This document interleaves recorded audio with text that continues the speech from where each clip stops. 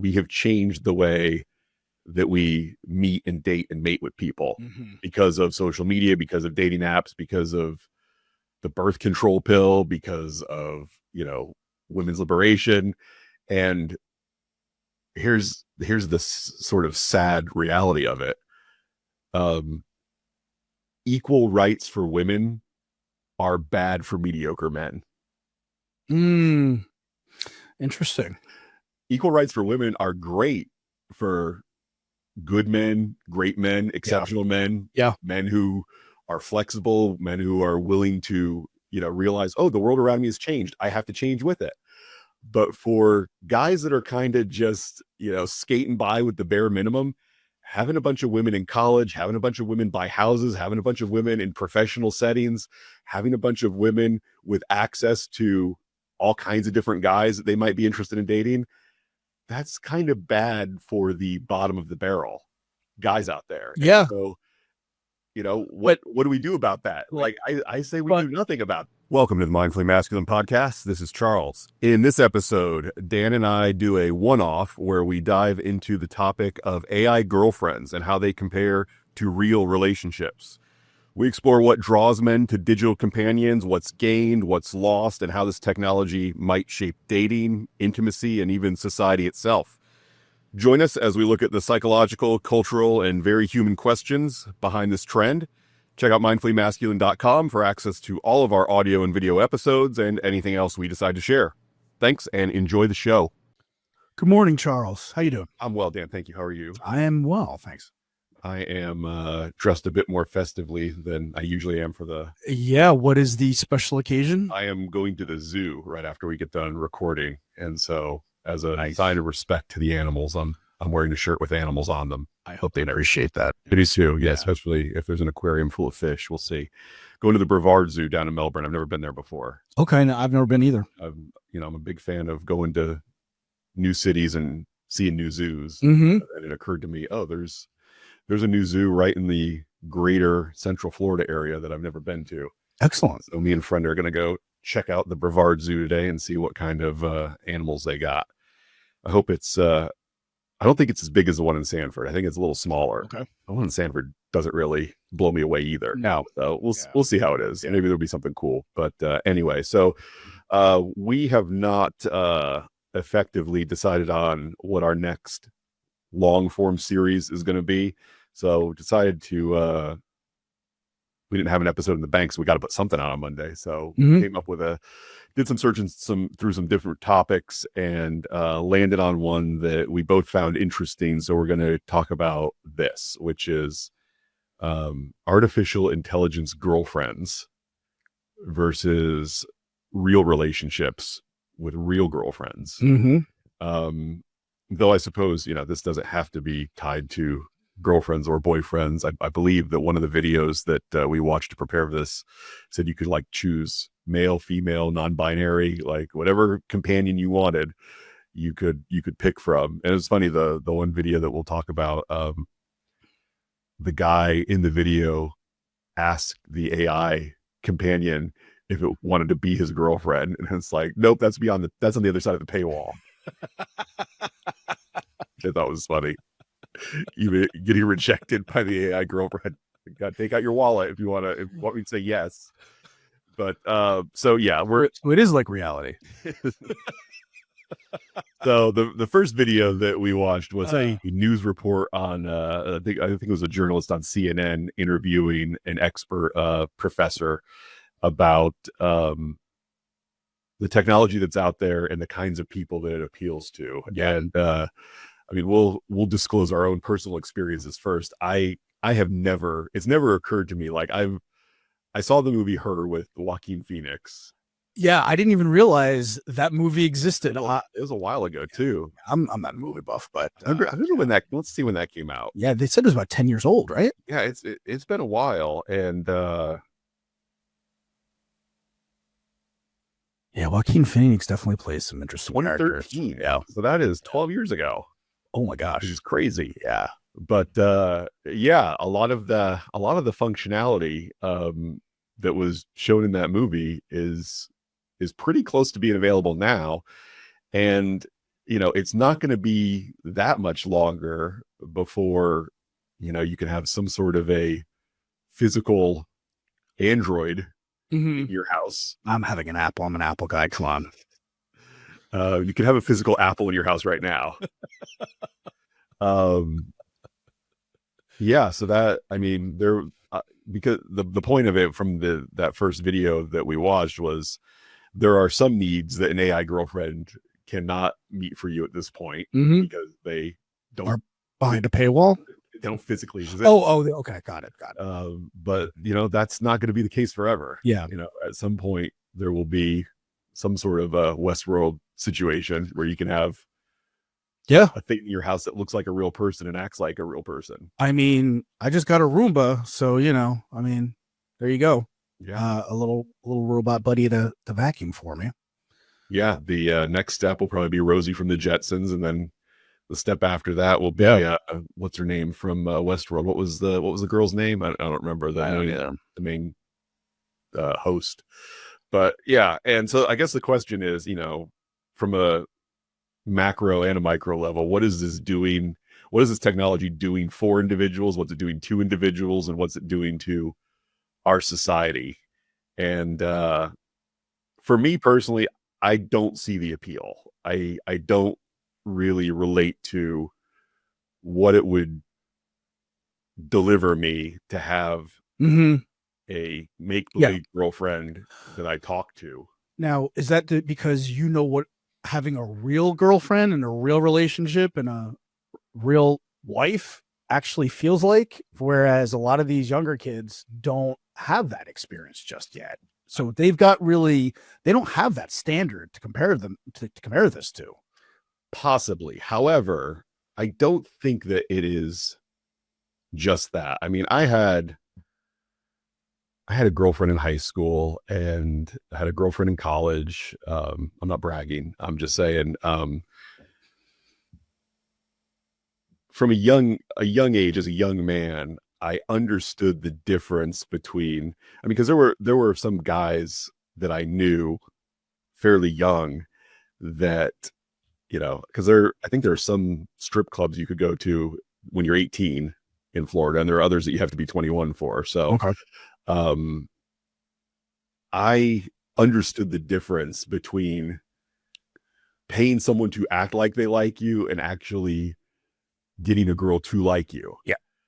And for that reason, I've never really seen or experienced the appeal of a strip club, of a prostitute, because my brain cannot disconnect the part where this isn't real. This is make believe. Yeah. I've never had the problem of, you and I have gone out a lot for meals, gone out for drinks, and you've never once heard me say something to the effect of, I think that bartender really likes me, Dan. Yeah. Because I understand, what the interpersonal dynamics of, this is that person's job. They're supposed to be nice to you because being nice to you makes them good at their job and makes them excel at their job. So that's why they're being nice to you. So I'm wondering if this kind of falls into what Mel Robbins talked about, how we always think we're the exception to the rule. And I wonder if this plays a little bit into that too. It's just like, yeah, I know for everybody else, she's a bartender or a stripper or whatever, and has to play that role, but she really likes me. Like, I'm the exception here, right? And I think that happens a lot. And especially you add in those places, people are drinking, they're high on something else sometimes. So all of those things can absolutely start to twist around our logical and our brain as it works normally. Add in, we think we're the exception to the rule. We're special because maybe we're getting a little bit of extra attention from that person who we're not used to getting that kind of attention from anybody.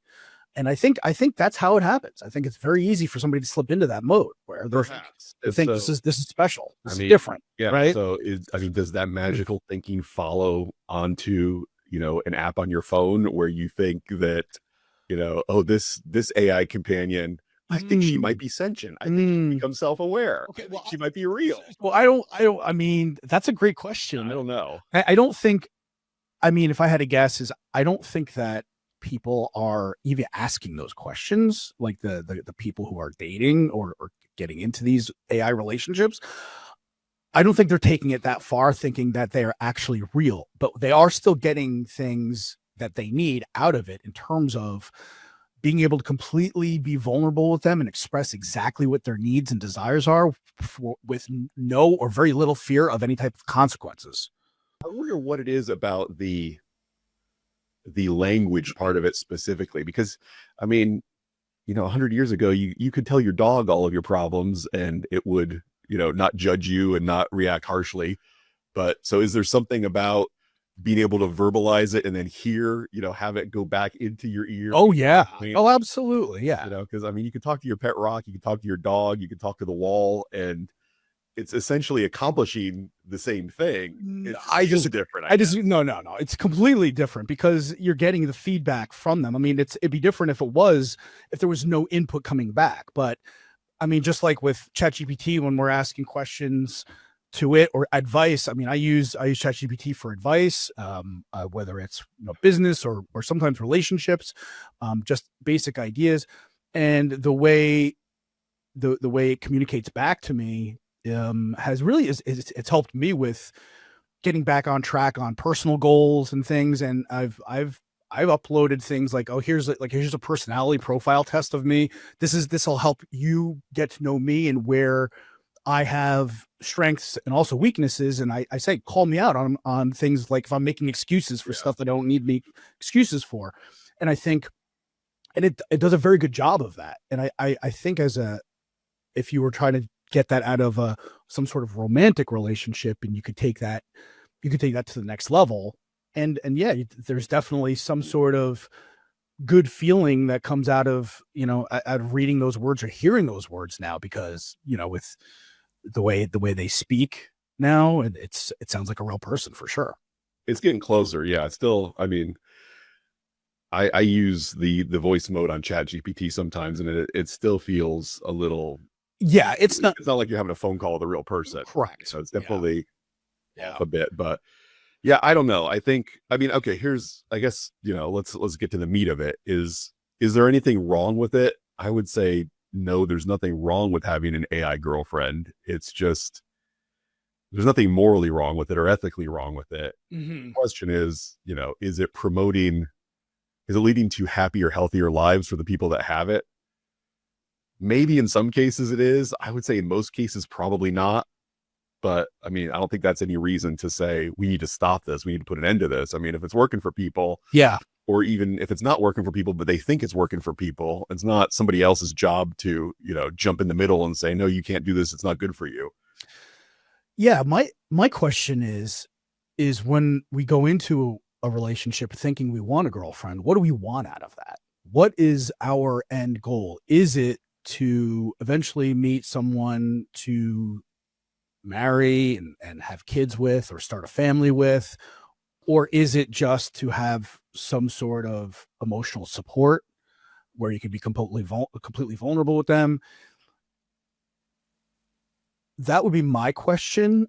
And then that would roll up into, are we making it too easy though to depopulate the human the human species? Because if people are getting a lot of the benefits from this AI relationship that they normally would have to get from another human being, who then eventually are more likely and at least have the possibility of reproducing with, at that point, are we then really making it much more difficult for reproduction to happen?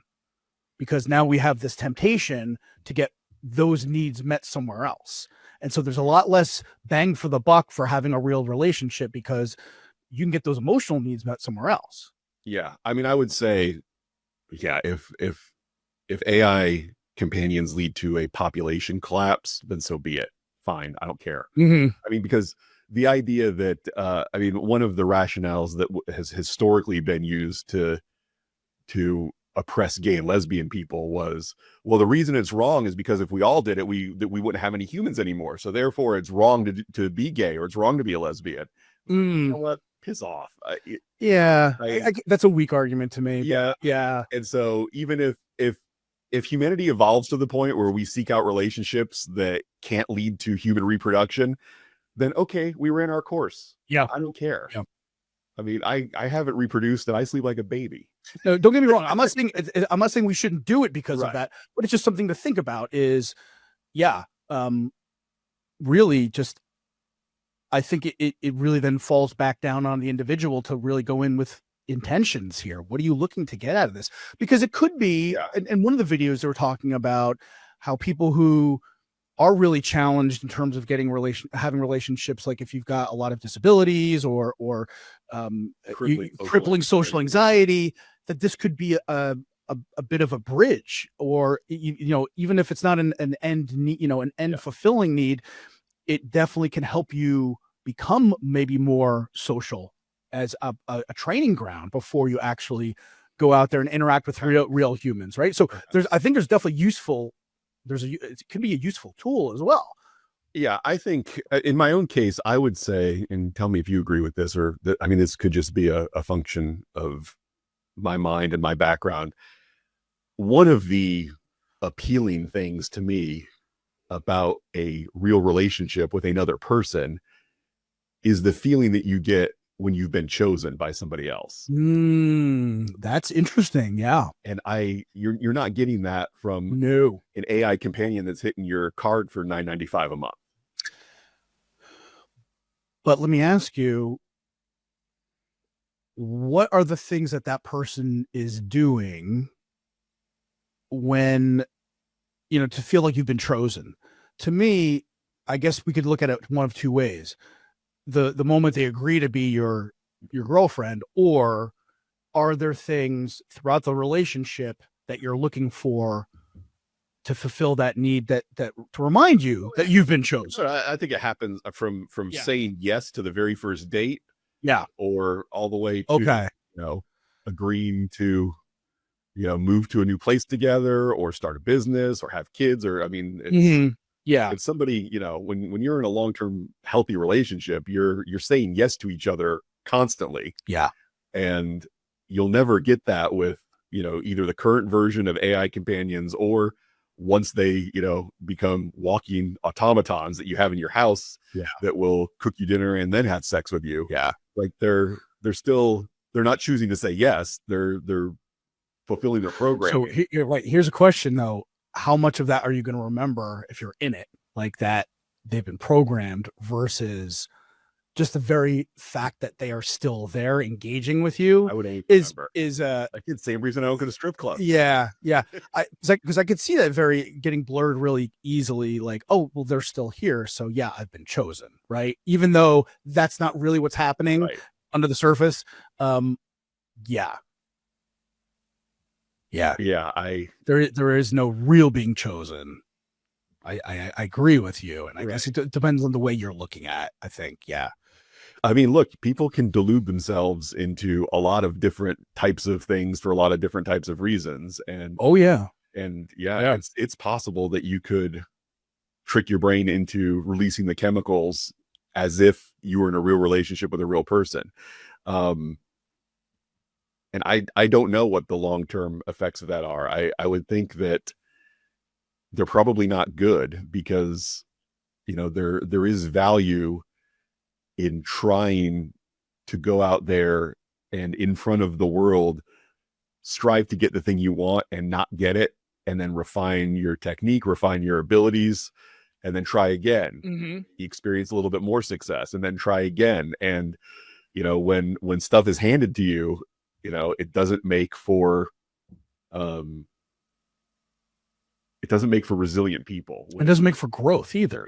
Exactly. Or progress. Right. And one of the thoughts I had while I was listening to these three videos, which we'll put the links to the videos in the show notes so that you guys can follow along with what we watched.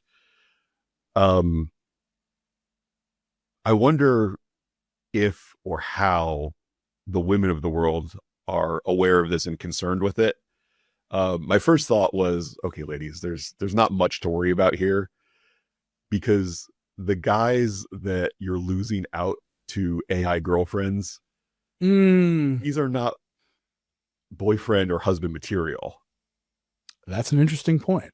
But the worry I would have is that they could be someday, but because they're getting this binky, this pacifier, yep, they have no reason to develop the skills to become a good boyfriend or a good husband. So at the moment that the AI girlfriend snatches them out of the dating pool, you're not missing out on much. Right. It's the future version of them that they could have become by having some bad dates and hearing some no's that could have turned them into a good partner. And that just may not happen now because they're taking themselves off the table. Yeah. It's a legitimate concern. But, like so many things, I mean, the only reason that this is happening is because of, or one of the contributing factors, I would say, is we have changed the way that we meet and date and mate with people because of social media, because of dating apps, because of the birth control pill, because of, women's liberation. And here's the sort of sad reality of it. Equal rights for women are bad for mediocre men. Interesting. Equal rights for women are great for good men, great men, exceptional men, men who are flexible, men who are willing to, realize, oh, the world around me has changed. I have to change with it. But for guys that are kind of just, skating by with the bare minimum, having a bunch of women in college, having a bunch of women buy houses, having a bunch of women in professional settings, having a bunch of women with access to all kinds of different guys that they might be interested in dating, that's kind of bad for the bottom of the barrel guys out there. Yeah. And so, what do we do about that? Like I say we do nothing about a top 10% guy. Yeah. It's interesting. I feel like it's evolution on fast forward. Like we're witnessing evolution and or a natural selection, I should say, and evolution, I guess, but natural selection real time if we're looking at the dating pool at that point, right? And again, there could be some consequences like population collapse, where if we, the top 10% men can't produce enough babies to, support all the old people that we already have. And so if there's a population collapse because of that, then again, my attitude is, okay, so be it. We chose this course, and now we have to live with the consequences. We get what we sow, right? Yeah, exactly. And so reap what we sow. So yeah, I don't have the attitude that some people have where, I mean, like, Scott Galloway talks about this a lot, where he's like, the crisis among young men is an existential threat to our society. And I'm like, okay, maybe it is. What I'd like to get your take on a kind of a side note, what I heard him say, which was that because of this and this, I guess, isolation of young men, that it actually is causing them to be more conspiratorial and just, questioning things. And I didn't see the link there, how one can help reinforce another. I mean, you're not going down YouTube or Reddit rabbit holes when you're going on dates with your girlfriend. I mean, I think that's part Okay. All right. The other thing is, if you don't have, a lot of these guys that don't have girlfriends, they also don't have friends.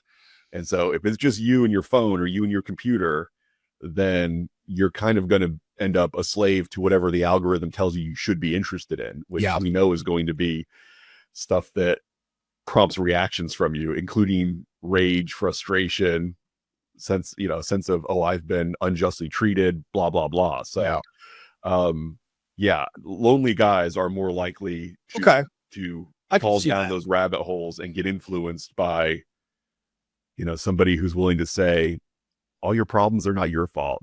This group is what's causing you all the problems you have. Yeah. Okay. I could see that. It's easy to be politically motivated or motivated against, certain groups of people. And like, you're doing fine. Everything you're doing is great. It's just this group of people who's not exactly like you, they're the reason that, you know, you're having problems, whether that's a racial or ethnic group or a different religion or women or whatever. It's like, oh, that's such a relief. I thought it was my fault. No, this guy with a bajillion followers is saying it's not my fault. I'm doing everything right, but these other people are keeping me down. Yeah. So would you think that would actually happen for people who are getting AI girlfriends? Because I feel like based on what you just said is, yes, you're not going to be going out on real dates with them. I mean, other than that one video where the guy brought ChatGPT to the bar and he was like, it was hysterical. But you are spending time, and I feel like from the videos we watched, a lot of my own experience with AI is that it actually can, you know, challenge your beliefs.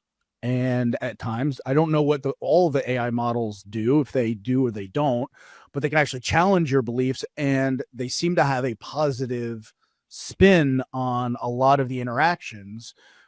I think in one of them they were saying that they were saying that he couldn't find it, but they were saying that some of these apps would actually let you go down negative rabbit holes. Which I don't know if that could have you had any experience where that actually is the case, because every time I've used any AI, it's always been a little bit more of a positive spin and trying to help you solve problems and not let you stew in. I mean, I don't reveal anything really negative or emotional to ChatGPT, so I don't I don't see the utility in that. So I don't think I've given it a chance. I don't know how it would react if somebody was, you know, depressed or suicidal or something. I don't know. Yeah. I would like to think that they have controls in place to prevent AI from making things like that worse. But I mean, ultimately, they're going to do what they need to do to deliver shareholder value. Yeah. So, I mean, if we lose a couple kids along the way, you know, who cares as long as the stock price is going up? That's the attitude. Gordon Dicko. That's the attitude. Well, I mean, Zuckerberg certainly seems to that's his guiding principle with what he's done with Facebook. So I don't know. Yeah, I would say the time that you're spending on your phone with your AI companion is time that you're not spending out in the world learning how to be a person.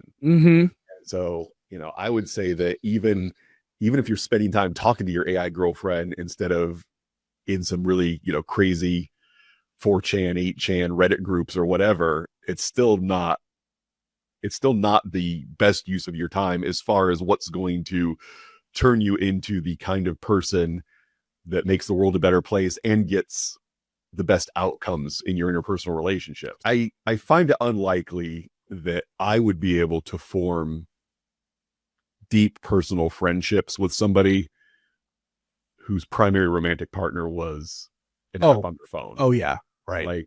Like nothing happens in a vacuum, and you know, nothing about us as people is really completely compartmentalized. Like if there's one area in your life where you're behaving outside of the social mainstream, that usually will manifest itself in other areas as well. Yeah. But what's interesting is that becomes acceptable these days, because as one of the guys in the last video talked about, is with the current level of technology we have, it's we're you know, as human beings, when we're in the dating pool, we're not competing as a big fish in a small pond. It is a big fish. You know, you are a fish in the entire world, in the ocean at this point, because you know, you've got men from all over the world that you're basically competing with, you know, from the dating side, and women too, you know. But that being said, I think if people are having these AI girlfriends, they will then find other people who have AI girlfriends and then have their own little pool of people who have AI girlfriends, and that becomes their little world, their little social circle, right? And I mean, I think that maybe. You know, I mean, I think it happens with all the other strange, you know, fetishes and everything else that people have these days. Is, you know, as weird as it is, there's probably somebody else on the planet that also has that same thing, and somehow they find each other, right? Maybe they do, but where do they find each other? That's the question. I mean, are these guys, this group of guys with AI girlfriends, 4chan each, you know, are they going out and getting a nice haircut, nice shape, put on a shirt with a collar and going to Mathers? and hanging out with each other and talking about how great their relationship with their AI No, are.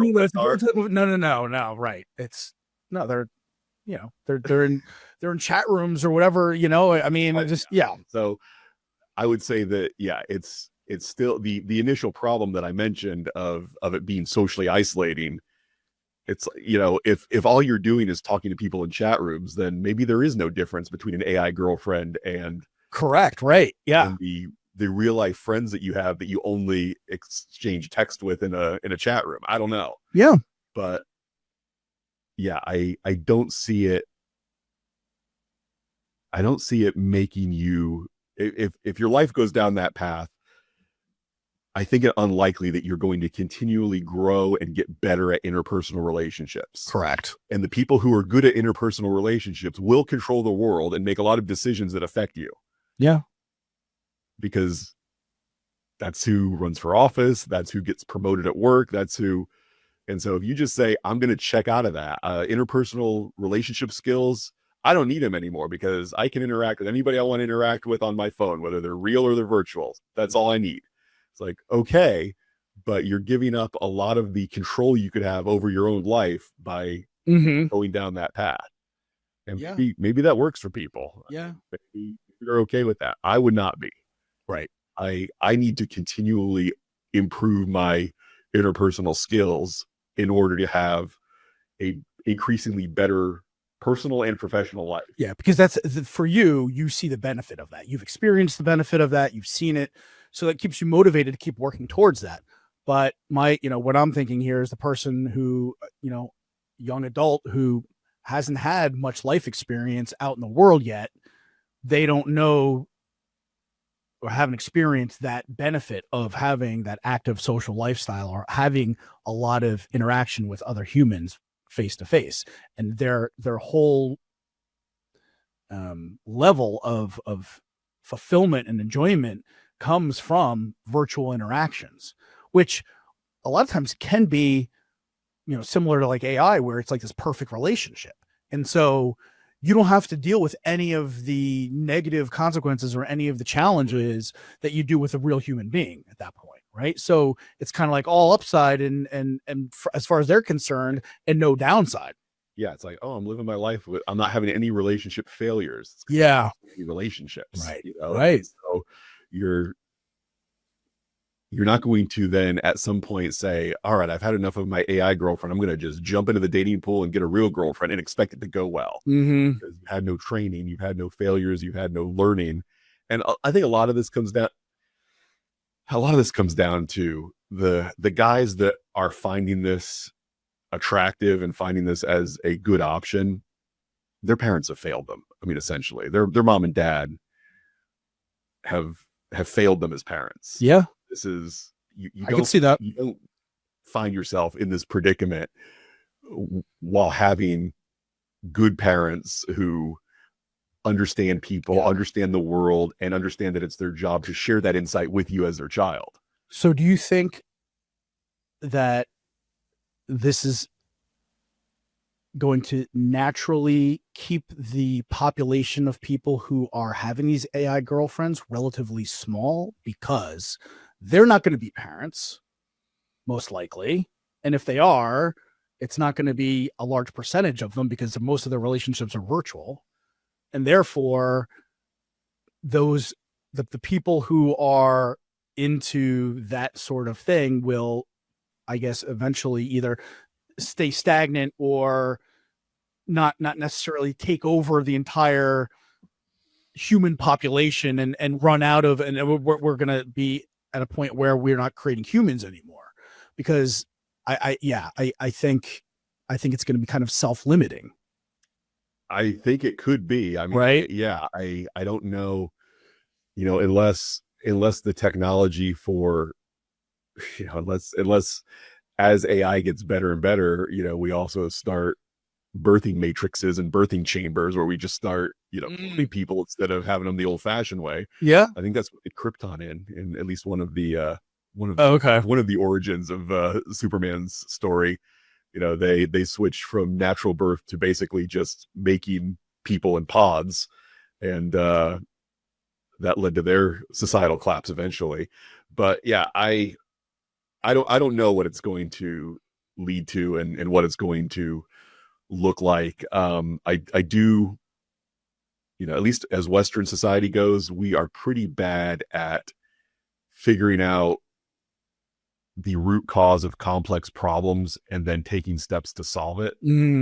If AI girlfriends, if that's the first domino that leads to the collapse of modern society, we're just going to be along for the ride watching it happen, because I don't think anybody's going to jump in and recognize it and stop it enough to do anything. No. Happen. Yeah, it's cat's out of the bag. But the good news is it'll probably be after I die, so it won't be my problem. But again, I do think that as long as there is a society to be influenced and controlled, the people who understand interpersonal dynamics are going to be the ones that control it. So if you decide talking to people's too hard, I'm just not going to do it anymore, and it's like, okay, well, that is a life of not determining your own course anymore. You're just going to be along for the ride, and whatever happens, and other people will be making those decisions for you. I don't know. I did really appreciate the last video we watched, which was an excerpt from Diary of a CEO. Stephen, what's his last name? Is it Smith? I don't know. He hosts that. He was actually at one of the podcasting conventions I went to last year. Podcast movement. I think up in DC. I think he was the guest there, and he's an interesting guy, and he has a lot to say about the way that they put that show together. But he interviewed a therapist / dating expert.